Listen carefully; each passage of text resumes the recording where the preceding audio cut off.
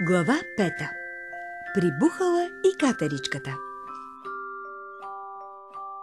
Най-накрая асансьора се приземи. Марта и Симона слязоха плахо. Нещо профуча с бясна скорост покрай тях. После отново и отново. Беше малко създание, което много бързаше. Дойдоха! Момиченцата дойдоха! Изпи сукато. После се появи странно същество, което в книжките наричаха Чичо Бухъл. Здравейте, каза бавно той. Здравей, Чичо Бухъл! Поздравиха го в един глас приятелките. Охо, вие знаете кой съм? Мислих си, че децата познават само компютърните герои. Когато се разхождаме с татко в зоопарка, често виждаме такива птици като теб, само че са в клетка. Каза Симона. Горките ми роднини, никой не е щастлив, ако не е свободен. Така е! Мъдро заключи Марта. Аз си мислех, че ще бъда свободна далеч от мама и татко, но съм се лъгала. Сега много ми липсва дома. Трябва да извършите още добрини, преди да си отидете от тук. Къде сме всъщност? Страната на бялата птица, Каза катеричката. Тя беше малкото създание, което бързаше. Сега се приближи до тях и ги подуши. Я гледай, катеричка, говори.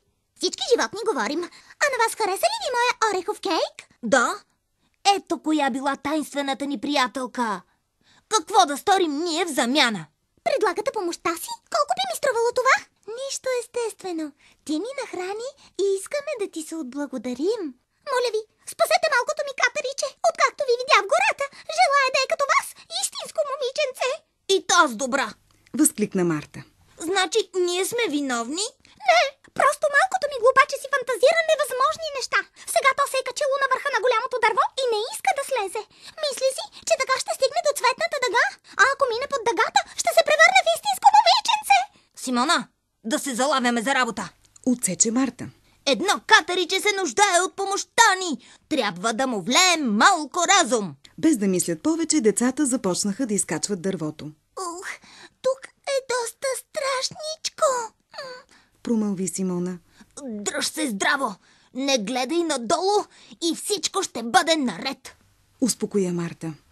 Ей, катериче, къде си? Тук съм. Изпи сука смешно то. Внимавай да не паднеш, ще те свалим. Наставляваше го Марта. Ама мен не ме е страх. Всеки ден се катери до върха и слизам обратно. Говоря си с листата и си правя срещи с слънцето. Ха-ха! Наистина ли? Ахнаха децата. Да. Сега обаче искам да стигна дъгата. Минали под нея ще се превърна в истинско дете. Ха! Че ти да не би да си измислено дете. Не, но искам да съм като вас. Защо ти е притрябвало да си като нас? В момента ми се ще да съм на твое място и да не изпитвам страх от височината. Хайде да се разменим, Предложи катеричето. на драго сърце. Прие Марта. Толкова ми е мъчно за мама и татко. Ако стана като теб, ще имам отново майка. С госпожа Катерица ще се катерим по дърветата всеки ден и ще си правим срещи със слънцето. Хайде, давай да се разменяме. Как така? Тя си е моя майка. Възрази катеричето. Ако си разменим местата, ще е моя. Нали така? Отсече Марта. Да, но това никак не ми харесва. На мен пък много ми допада даже. Симона се засмя. Тя разбра какво цели нейната приятелка. Искаше да покаже на катеричето, че от дома и родителите по-хубаво няма. Малкото животинче започна да рони сълзи. Хей, не плачи! Всичко е наред! Отиди при майка си, тя те чака. Бързо слизам! Мама! Ти си най-добрата майка на света! Много те обичам!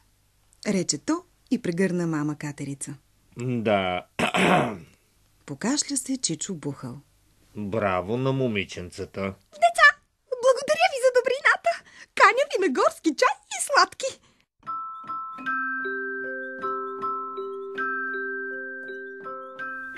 Малки читателю, пригърни и ти своята майка.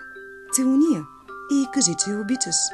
После Марта и Симона ще те чакат отново тук, в приказната страна на бялата птица. До скоро!